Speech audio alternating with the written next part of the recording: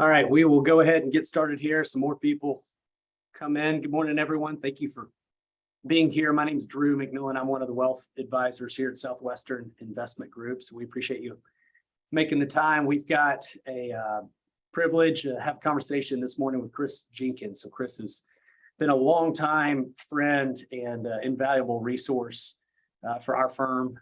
Chris, for those of you tuning in from the Nashville area, Chris lives here in Franklin, and he's one of the vice presidents of Capital Group, also known as American Funds, might be a name that you recognize. So Chris is a longtime industry veteran and has been in the money management and investment business world his whole career, and works for Capital Group. And Capital Group's one of the largest and oldest money management firms in the country, privately owned. They manage over $2.6 trillion in assets through mutual funds, separately managed accounts, 529 assets, 401ks, et cetera. So they've been a great resource and a great company to help serve our clients really well. But they've got offices around the world, and this is one of the groups with the analysts with the boots on the ground. And so it's great to have somebody like Chris who's got a direct ear and connection with portfolio analysts and research analysts all around the globe who are really getting in and kind of knowing what's going on at a time like this, both domestically and abroad. So Chris has agreed to spend some time with us today. Obviously, we find ourselves in some challenging times, a lot of headlines, inflation, how are earnings going to do, what's the Fed doing, interest rates are going up, and ultimately what we all wonder is just us as investors as we put our money in to companies around the world and through stocks and ownership, through fixed income instruments as well. How are all these themes going to play out for an investor, both over the short and the long term? So Chris has got some news for us today. He's got some great lessons that he's going to talk through, some good perspective, and hopefully bring some confidence and really just bring us back to what do quality and timeless investors do when it comes to approaching these short-term events that happen in the market and in the economy. So just as a little housekeeping item here before I turn it over to Chris, there's a Q&A at the bottom of your screen, and Chris hopefully is going to be able to hit on almost everything that you're thinking about, but feel free to submit some questions there, and if we have some time at the end, we'll try to keep this to 30 minutes or so, but if we have some time at the end, we'll go through some questions. And if we're not able to get through everything, we'll be sure that your advisor gets back to you so that you can have a conversation about it. So, Chris, I'm going to hand it over to you. Thanks so much for being here, and take it away. Excellent. Thanks so much, Drew. Drew mentioned $2.6 trillion. I was at a meeting a while back, and someone said that that's a lot of money, and I want to pause on that for just a moment and maybe let this serve as a little bit of the backdrop of where my comments are going to go, because they interrupt them and said, "Hey, that's not a lot of money," and 2.6 trillion by most measures would be a lot of money, but it's not a lot of money to us, and I'll tell you why. Because it's a lot of investors' money, and we need to make that distinction. We never think of the assets that we manage and take under care for our investors as money. We think of it as your retirement, your college savings, your vacation homes, whatever your goals and objectives are. So I want to be clear on the front end. While that is a lot of money, it really isn't a lot of money. It's a lot of our investors' money, and we've never lost sight of that in what we do every day. So I'll start with that on the front end. As I was preparing for this and looking at the world around us, and we're going to get into a lot of that today, I was reminded of that old Chinese, I don't know if it's a blessing or a curse, but it's that idea of may you live in interesting times, and we are absolutely in the midst of it right now. So on the front end, let's just acknowledge that I hope in success for us today, or at least in my comments, it's going to cast a vision of kind of how we see the world today, and importantly, where we see the world going, and maybe spend a little bit of time even looking back historically.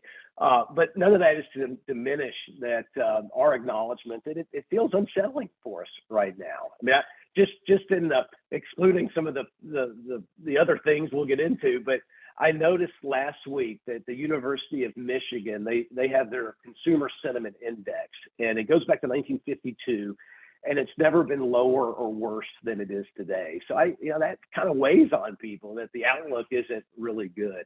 How about this one, the Nasdaq? You know, these more technology stocks. As of last week, get this: 40% of the stocks in the Nasdaq are down 50% or more from their 52-week high, so called from their all-time high. And nearly 1 in 5 stocks, and you're talking 4,800 stocks on the Nasdaq, are down 80% or worse from their high. And that's a brutal market. We get that. You know, good news is most of us don't own a ton of those type of companies, but we're watching volatility in real time. And inflation absolutely continues to be unsettling. And inflation, again, we're going to talk about that a little bit today. And you know, inflation, we could somehow dismiss it here and there, but I'll tell you, when we drive down the road every day, every corner gas station reminds us of what inflation has been like lately. So it's all top of mind. So I just want to acknowledge on the front end that, you know, we certainly are with you in feeling some of that. And my objective, and again, success for us today, I think, will be to give just a little bit of clarity to some of this confusion and in a lot of ways conflicting messages that we're seeing out there. And to do that, here's the kind of my agenda, if you will. I'm going to kind of break my comments into 3, you know, large buckets of thoughts today. So I want to share a little bit of perspective, not only historically, but certainly looking back, but kind of where we are today, and kind of maybe describe what our view of the world is right now. So we'll spend a few moments on that, but then also maybe cast a bit of a vision of confidence as we look ahead. What gets us excited? Why do we think things are going to be just fine long term? And then finally, I think there are some opportunities that are being presented in this environment. Now, let's talk perspective for a moment. And I'm always going to start. I'm going to share a couple of things on my screen here in a moment. But you know, I get the question a lot. You know, where's the market going, and where are interest rates headed? And in 1988, so I'll take you back a few years, the great Warren Buffett, in his annual report, he offered up a thought that we've used at our firm since 1988, because I do think it's important as we establish a little bit of a base to move forward. And here's what Warren Buffett said in 1988. He said, "We don't have, never have had, and never will have an opinion about where the stock market, interest rates, or business activity will be a year from now." And I want to be quite clear that listening to the 400 investment professionals at our firm, we've been doing this for many, many decades. And most of average investment professional at Capital Group American Funds has been with us over 20 years. They've got a lot of history. And I can assure you that we rarely take the bait and try to forecast what's going to happen on the short term. And today is no different. I could give you some sort of educated opinion of what we think could happen, but that's not going to help us. But here's what I think will help us. And I think if you have a pen handy, this may be one of those things that you write down, because this really gives me perspective of you know, to know where we're going. We got to know where we've been. And I want to give you a few numbers just to give perspective on the front end of this, of kind of what the trends have looked like long term from a stock market perspective. And I'm going to take you back to 1906, because in 1906, the Dow Jones Industrial Average crossed 100 for the first time. And it did not cross 100 for good, meaning it traded around 100 until 1924. So 18 years, the market effectively went nowhere. And then from 1924 to 1928, leading up to the Great Depression, you had a triple. The Dow went from 100 to 300. Okay. 1928 then to 1954, 26 years, the Dow went from 300 to 300. You had a 26-year period where the market went nowhere. And then 54 to 72, 18-year period, the Dow went from 300 to 1,003, just over 1,000. So you had a nice move. And then you can figure out the pattern here. From 1972, once we hit 1,000 for the first time, to 1982, a 10-year period, Dow went from 1,003 to 1,003. And then, just like it has in historically, the next 18 plus years were a pretty good run. From 1982 to 2000, the Dow went from 1,000 to 11,000. And then, just like clockwork, from 2000 to 2011, the Dow went from 11,000 to 11,000. And then since then, we've been on a nice little move. And I think it's important to acknowledge, and let's just look at the last, call it 50 years of investing. About 23 of those, not quite half, but close to it, if you look at it, markets have gone nowhere, right? They've gone a lot of places, but we kind of end up back where we are. And I think it's important to acknowledge that this has never been a straight line up. In fact, let me share my screen for a moment here, because I think this will help us get a feel of, for what this could look like historically. And again, the further back we look, the further ahead I think we can see. And let me share this real quick. Give me just a moment here, and we'll should be in full screen mode here. And yeah, so let's look at this. Again, I'm going to take some of what I just shared and give it a little bit of a different context. But I get the question a lot that are we going to go into a recession? And let's talk historically for a moment. The answer to that is a definite maybe, right? And the reason we can have this recession is because we have recessions, right? The business cycle works. We have to get rid of excesses in the market, excesses in the economy. I could certainly put our stamp of today on that.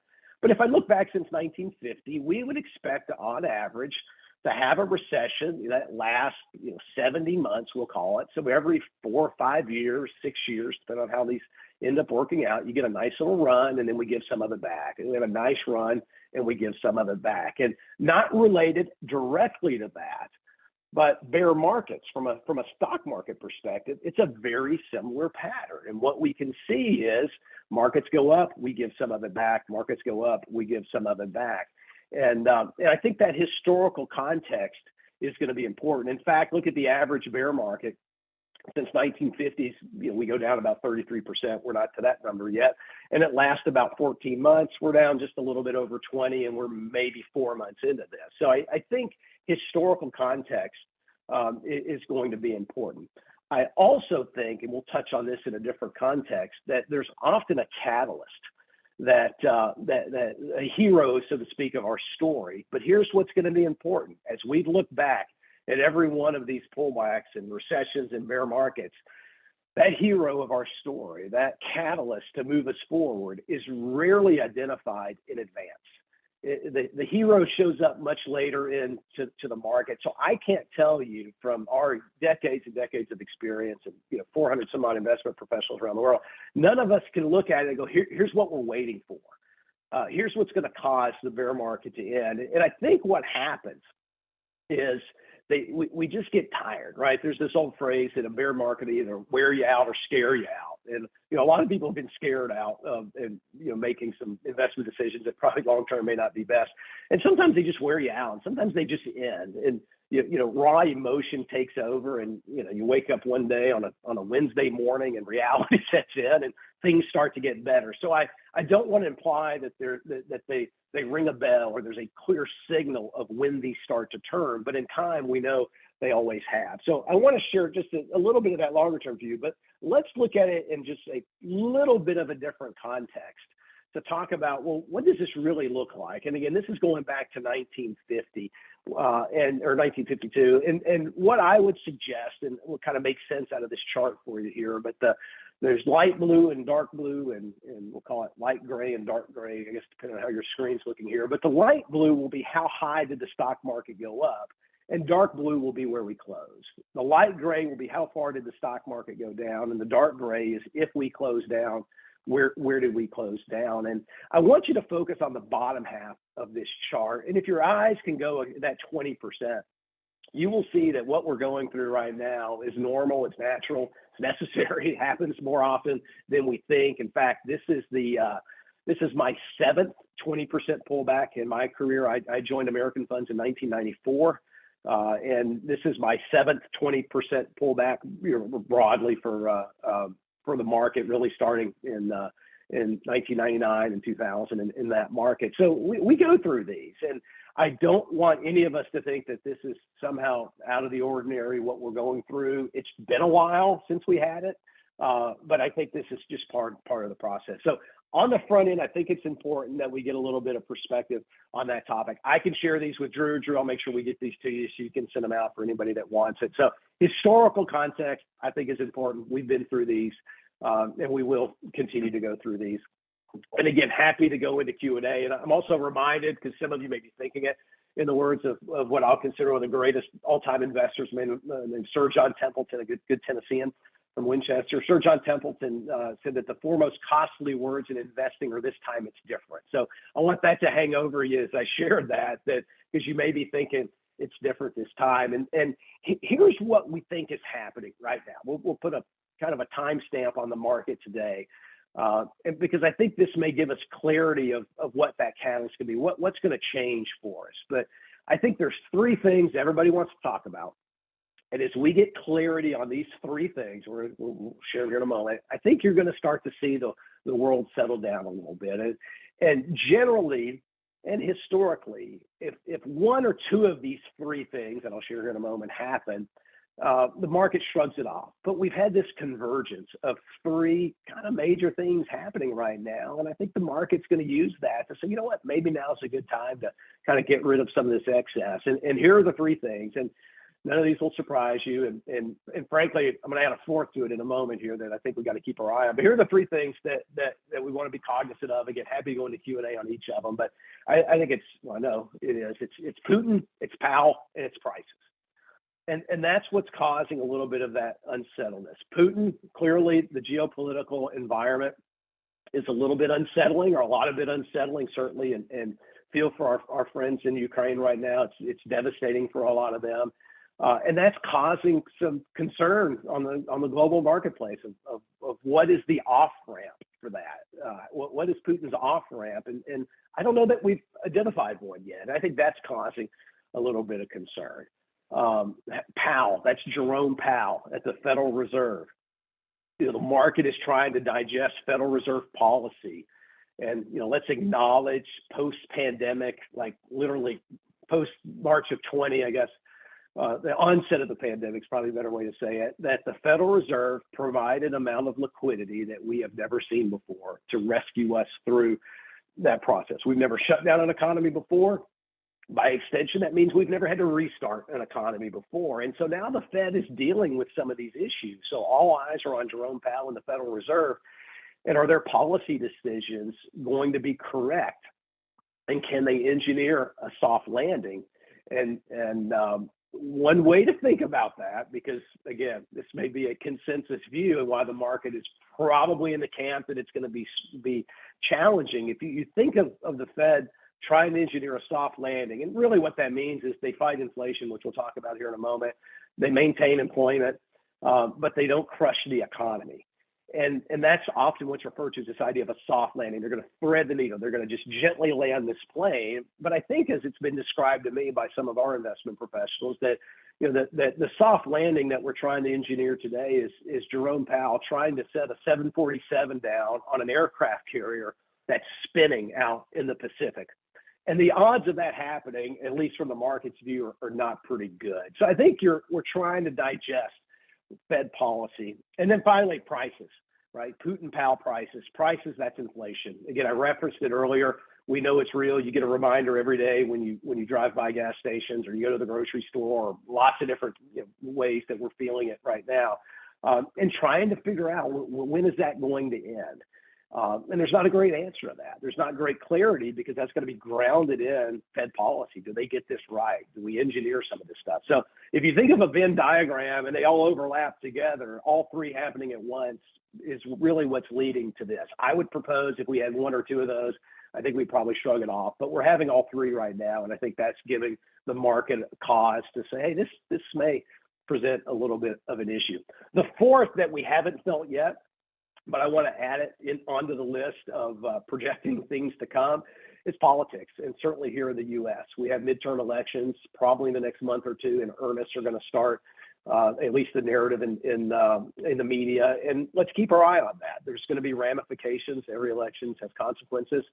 Not sure direction. No point in talking about that today. Maybe in the fall we could readdress some of that. But certainly I think that's going to give the market a lot to digest here in the coming months. So you put all that together. I don't want to propose that there's an easy fix, that you just flip a switch and things are going to get better overnight. We don't see that happening on the short run, but it never has happened, right? Bear markets and economic events generally last a lot longer than maybe our recollection would have us believe. And I think we're in one of those moments. And I would probably think of it this way, that it's like you hit turbulence on an airplane. I don't know that I've ever asked for a parachute, but I've certainly buckled my seatbelt before. And I think we're in one of those environments right now where it's probably going to be important that we just buckle up a little bit. So let's talk confidence for a moment, and then Drew, we'll wrap this up and take this in any direction you want. But what gives us confidence as we're looking forward? Again, we've been doing this a long time, and I can assure you that from an investment perspective, our investment professionals around the world are have confidence. One reason for that, which is important acknowledgement, and this makes our firm just a little bit different than most, that investment professionals in American Funds and Capital Group are paid over 8-year periods. So every investment decision that we make today, we will not be compensated for until 8 years from now. So we are paid and encouraged to take a long-term view. We believe investors have long-term goals, so we need to incentivize all of our investment professionals to be aligned with them. So when I share this, the confidence that we have, just recognize that we're taking a long-term view. So before I get to some of those big things, a couple of things that I do want, kind of table stake stuff that we should always talk about that gives us confidence, and this should give each of you confidence on the call today. 3 things come to mind that successful investors have in common that give them confidence to weather some of these storms. Number 1, they have clearly defined goals. And I think that's important to acknowledge that virtually everybody on this call has a long-term orientation to their investment goals. Look, some of you may be taking income. I would propose that's still a long-term view, but you have a clearly defined goal. Let's affirm that. We'll talk about that at the end. Number 2, what gives us confidence, and again, I referenced it, hinted at it, is the ability to think long-term, to have a long-term view to weather some of these storms, as history has shown, gets us through moments like this. And the third thing that I think is critical, will be critical, has been critical, is, and it gives me a tremendous amount of confidence, is truly understanding the power of a diversified portfolio. I shared those numbers on the Nasdaq, that 20% of stocks on the Nasdaq are down 80%. I'm sure many of you were tempted over the last few years, and you're questioning, why do you own dividend-paying stocks in a portfolio when they were only up 12 and the market's up 30? But it's in markets like this, it's environments like this, that a diversified portfolio, not only stock and bonds, but types of stocks and type of bonds, broad diversification, we know helps. Those 3 give me confidence as I move forward. I have clearly defined goals, I have a long-term view, and I maintain a diversified portfolio. But let's talk about where, as we look forward, what are those investment themes that are manifesting to us right now? And I want to take one step back so we can take that step forward and share those themes. And I'll remind you of this. Stocks go up long-term for one reason and only one reason. Stocks go up because earnings of companies improve. On the long run, that's how this works. We are constantly working on behalf of investors to identify companies that we think are going to be able to grow earnings over an extended period of time. So any investment that you make in a company, in a stock, so to speak, is a claim to those future earnings, right? So we got to continue on behalf of investors to travel around the world and find companies that we think are going to continue to grow earnings, and maybe those earnings are returned to us in the form of a dividend, or maybe they buy shares back, or maybe they just reinvest them back into the company. But I think you're going to see, as the quarter ends here in June, you're going to be surprised by the number of companies that are continuing to grow their earnings through this environment. Now, I'll say broadly, many of those companies have been priced down, right? Maybe with the bathwater idea. But I think you're going to find that winners are going to emerge from this environment. And these are solid companies that are growing earnings, that are taking advantage of some market opportunities. And here are 3 areas that when I meet with our investment professionals, again, around the world, I hear it every day. Here are 3 themes that I think that have emerged, that if you look forward over the next cycle, this is where I think you're going to see a lot of opportunity. Now, before I share the future, let me remind you how hard it is to remember the past.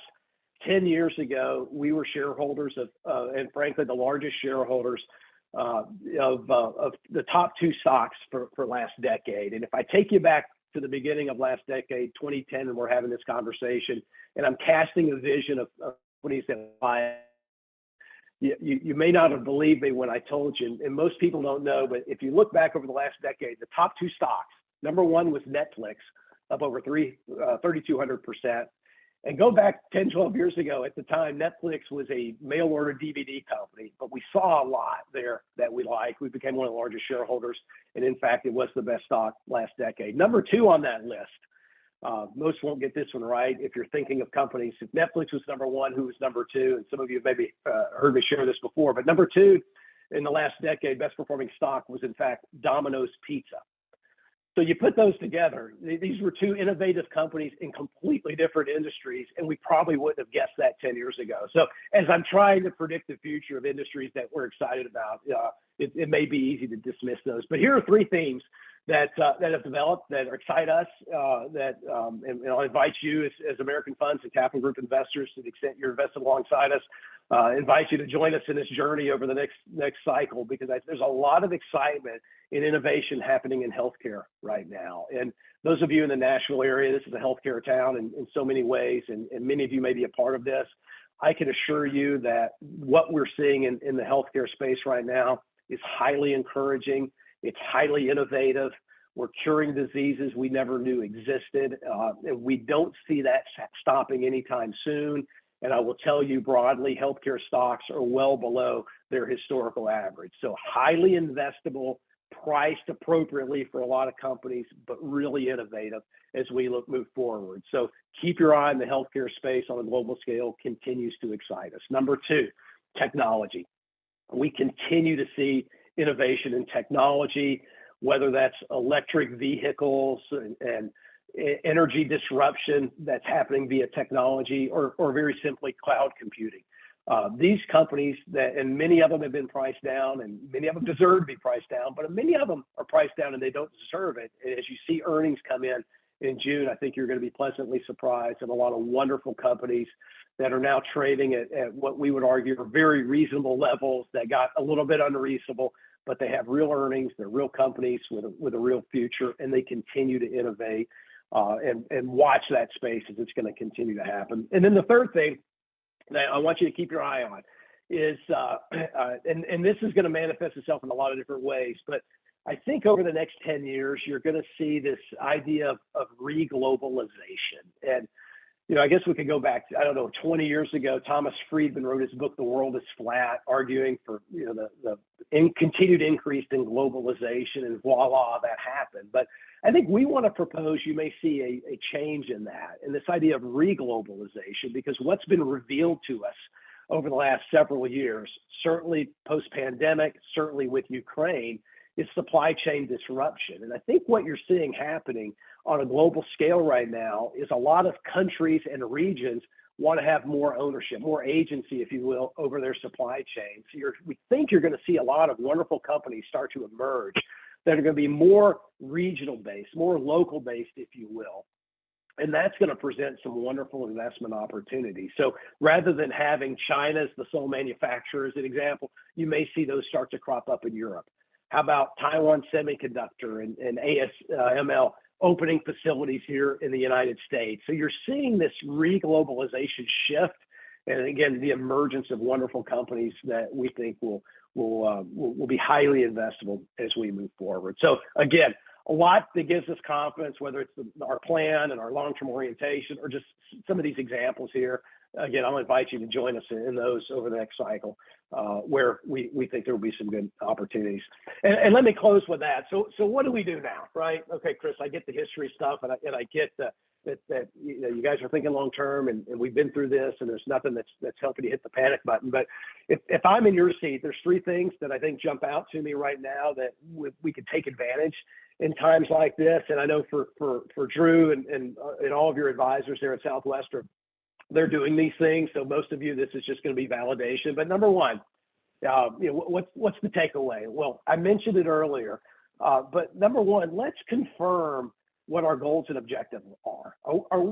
Do we know exactly what it is we're trying to accomplish? And are we on track to accomplish this? So that's number one. And related to that, number two, do we need to make adjustments to portfolios? I don't want you to hear from me, everything's going to be fine, just own what you own. I do think there are opportunities to reassess portfolios, do a little bit of a deep dive, and make adjustments on the margin. Minor adjustments can lead to major improvements in portfolios, and there are opportunities right now.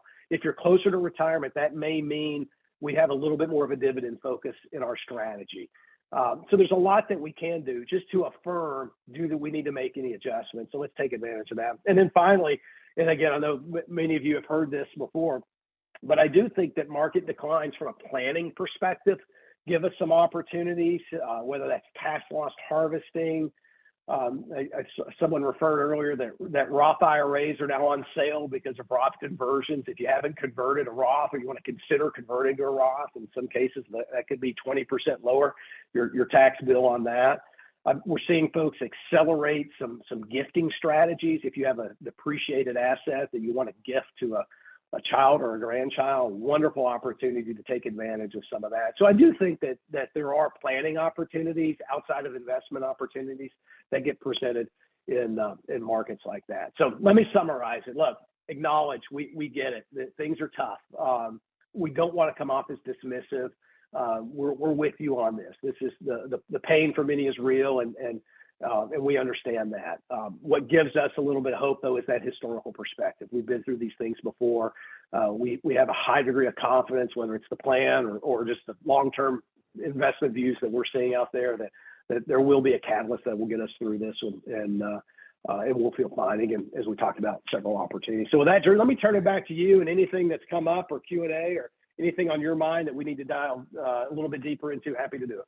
Yeah, Chris, thanks so much. That was great. Good perspective, reminding us of history. It is easy for all of us to get wrapped up in the emotions and the fear of what's going on. It wasn't that long ago that we were having the same conversation, doing a webinar like this, talking about a pandemic like we had never seen before. And the irony of 2020 is that after the fastest 35% drop in the history of the market, we ended up for the year. It's just amazing how quickly things can change. And so who knows what will happen here for the next 6 months, for the rest of this year. Yeah. Well, let me make one point on that, though, Drew, because I think this is important. In the 08 pullback, and again, those were on this chart. We can pull them back up and look at them. But in 08 and in 2020, the hero of the story was the Federal Reserve. And I do want to make a minor distinction here to set a proper expectation. We had a hero, and the hero was the Federal Reserve, and they took rates to zero, right? We don't have that hero this time. The Federal Reserve is raising rates, trying to cool some of this stuff off. And so I think that, and again, in no way am I going to forecast the short term. This could hop back tomorrow and everything's back to normal. I know better. I know how hard it is. But looking back, we can identify the hero of that story.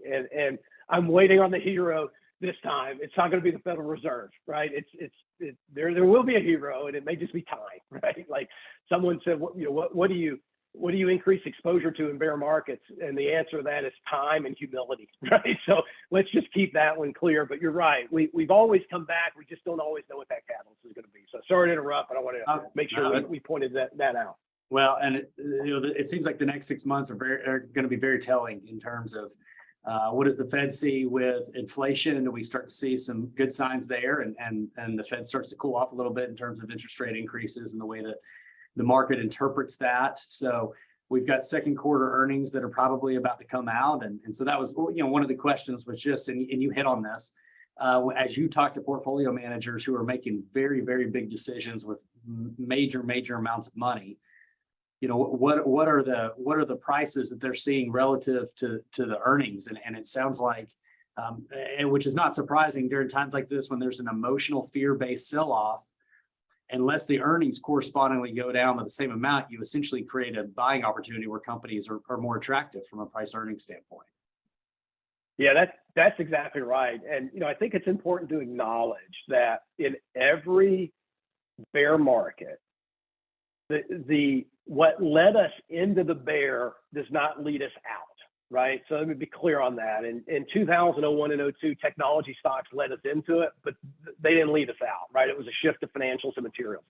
So I think on the earnings point, I think that's what we're keenly aware of, and where a lot of our research right now is looking at companies, not what does the market think they're going to do, but what do we really believe earnings are going to look like? And you're going to see some of these old line companies. You're going to see, material stocks, iron ore companies. You're going to see carriers of the world, some, making air conditioners and HVAC. You will be surprised at some of the bargains, to use that phrase, that are going to be revealed over the next, quarter to exactly to that point. And I think we want to watch what's that leadership going to look like? What are those industries that are going to move forward? Is it the insurance companies?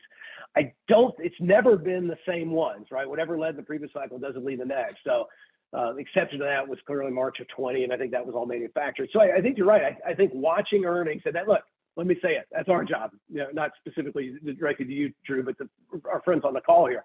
Like, that's what we do on your behalf, is to make those shifts in portfolios. And that's why I'm going to be clear.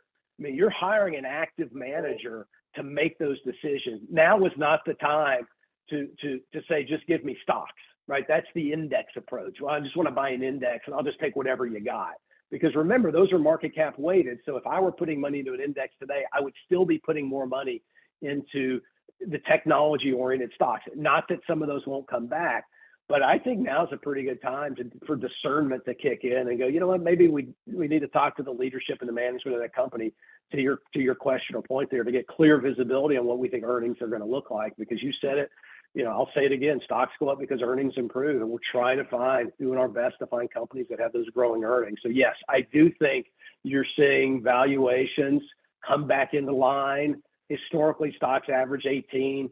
We're going to be buying stocks at 10, 12 times earnings with growing earnings that will be wonderful long-term investments. And that is very encouraging to us right now. Well, and I do know this, historically speaking, that the market turns around well before all the good news does. Absolutely. Absolutely, it does. This week we've had a great week in the market, and not that it could be, have bottomed out. We had a great call with Larry Adams from Raymond James yesterday, talking about if we are in a soft landing or even a very, very minor recession, historically speaking, we're hitting year-to-date rates of return that would signal a bottomness to it. But time will tell on that. Let me ask you, Chris, before we wrap up here, just about the bond market. And so you've got retirees who have a natural allocation. Your main two allocators are being equities and fixed income. And so, obviously rare and concerning to be in a year where you have both equities and fixed income down, fixed income being down because rates have increased. And so maybe just talk us through, if you are a bond investor in this environment, we know that good news is coming. We know that new bonds will be issued at higher interest rates. It's just going to take some time for all that to kind of shake out, for the existing bonds to mature and kind of reprice. So kind of talk us through that process and how Capital Group navigates around that.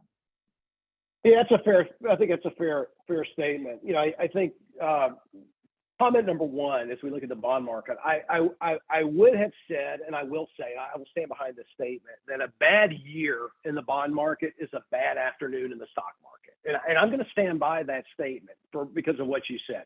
Let's face it, stocks go up because earnings improve, but they go down for a whole host of reasons. Bonds go down for one reason, generally, historically. And that's because of rising rates, right? Why do I want your bond at 3 when I can go buy this bond at 4? So there's equalizing that takes place that discounts the bond down, and that's what we're seeing right now.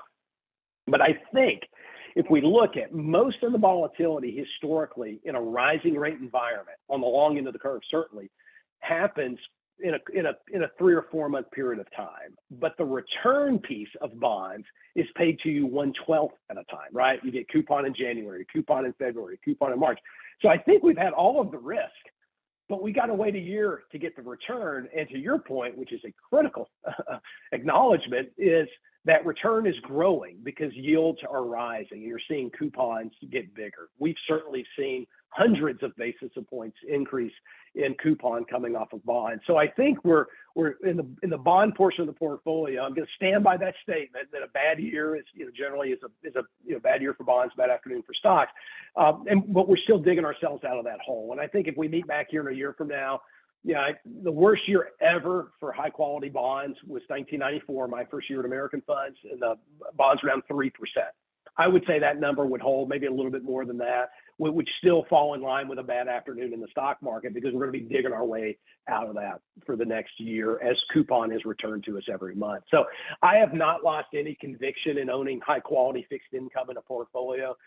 Diversification still works. It may not always work exactly as we want it to, but I have certainly not lost any faith in the fixed income portion of the portfolio. Now, you alluded to something that I do think is going to be important, and we'll see where this settles out.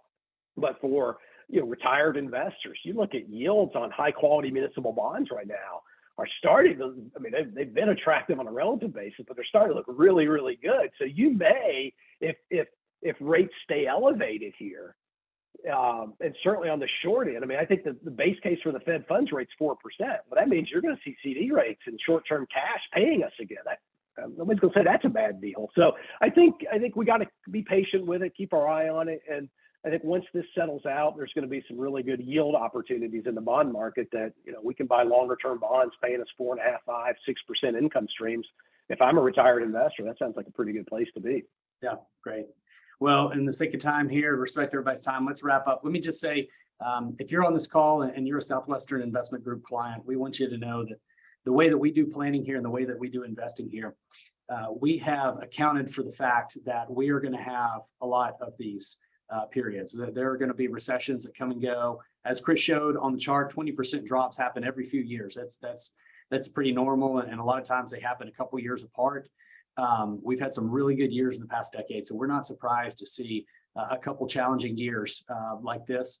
And we'll see what happens between now and the end of the year. But the rates of return and the assumptions we use for your planning, we've already baked in and accounted for the fact based on long-term historical returns that we're going to go through periods like this. And so thank you for the privilege and opportunity to work with you. If you have any questions that weren't addressed today, please reach out to your advisor.